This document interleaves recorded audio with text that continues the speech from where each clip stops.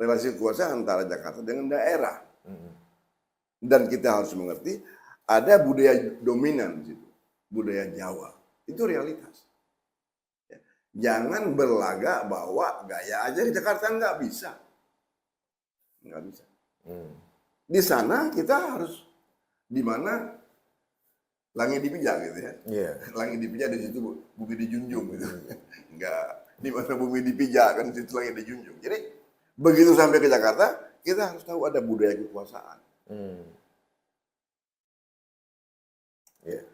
Ikut, nggak masalah kan. Setelah pulang ke Aceh jadi di Aceh lagi seperti ini lagi gitu. Jadi Hasmi, Muzakir, kemudian Ibrahim tahu benar itu seperti itu. Dan bahkan hampir semua gubernur tidak merata memang.